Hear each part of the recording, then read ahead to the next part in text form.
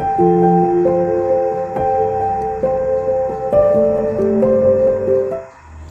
everyone and welcome back. It is the last weekend in September and I thought I would show you my vegetable garden at the end of the year.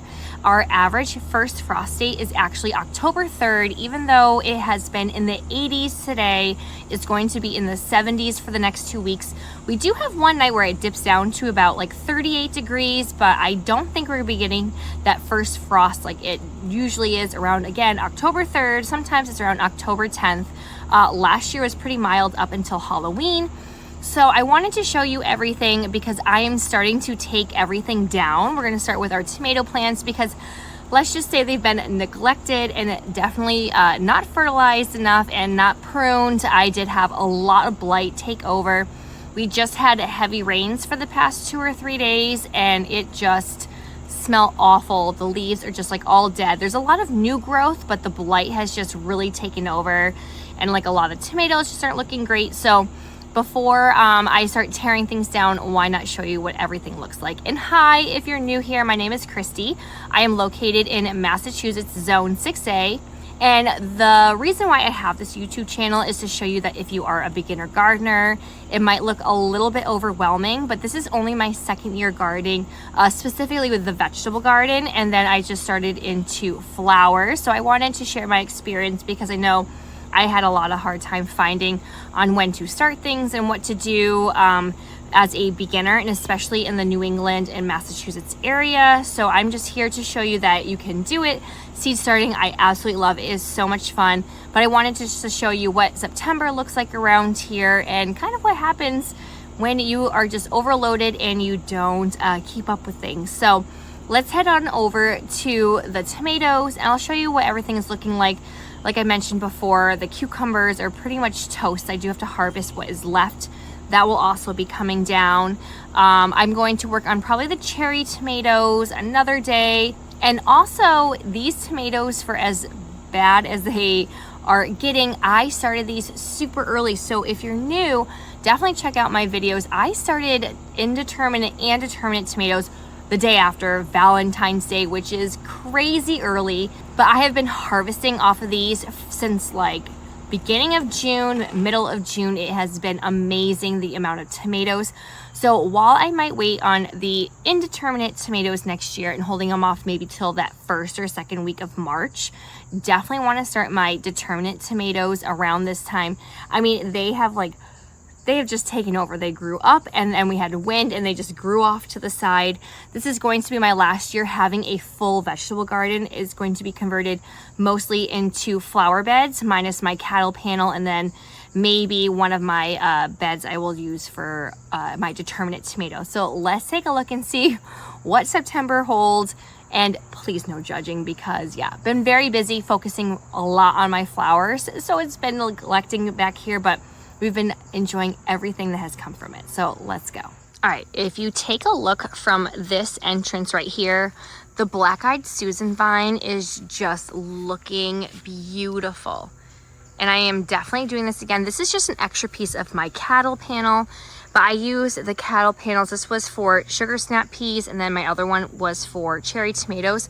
But this is my determinate tomatoes, and let's just look at this mess. All you can see are the main vines, and there is some growth up here, but because the blight just took over and we had so much rain and it's just been warm and humid, I mean, look at these leaves. There is just no point in saving them. I do have my daughter's birthday party coming up in 2 weeks, so we're gonna make this look very pretty. And yeah, even these grow bags, I mean, you can see how humid it's been. They are moldy. I will not be doing those next year. So those will be getting tossed. But yeah, this is what my determinate tomato bed number 1 looks like. Let's head on over to the other one. All right, so we're walking in. We'll just stop and admire all of the raspberries that we have been eating off of. Again, I did not trellis them good. They are all over the place, but I will be giving these to a friend because I need this for garden space. But look at this. This used to look so nice. This is my cherry tomatoes, and it is just, as you can see, being taken over by disease all over. And with the rain, everything is splitting and it just smelled so bad afterwards. So this is all coming down.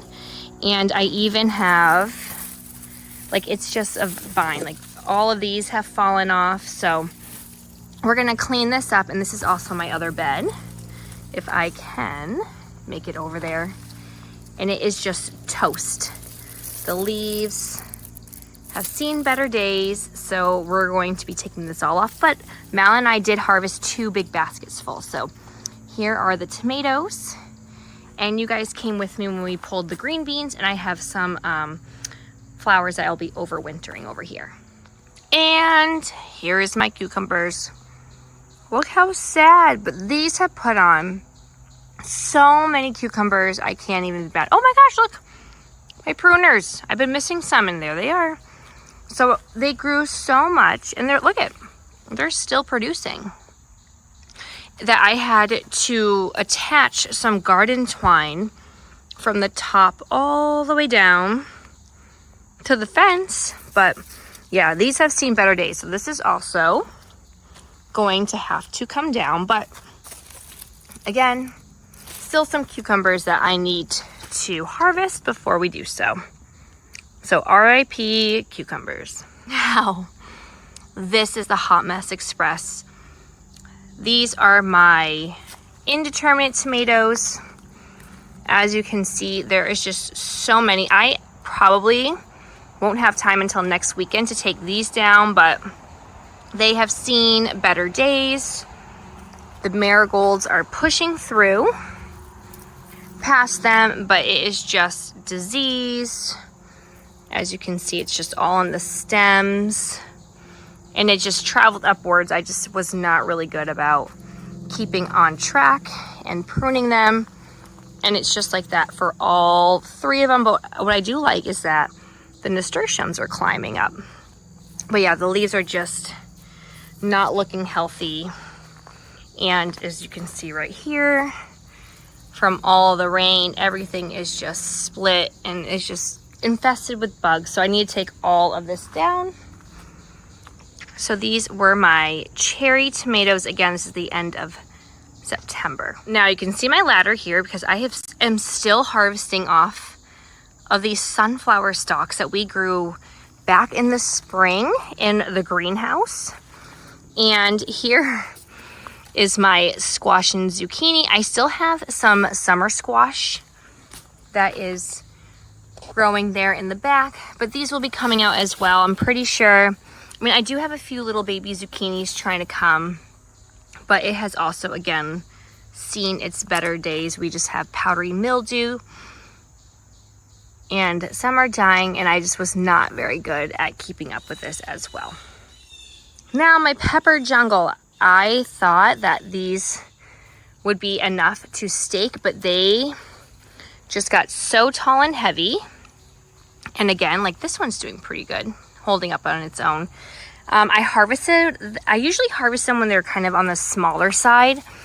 Like I usually like a size like this for cooking, because that's a great one little portion, fits in the palm of my hand. So I don't let them get too big.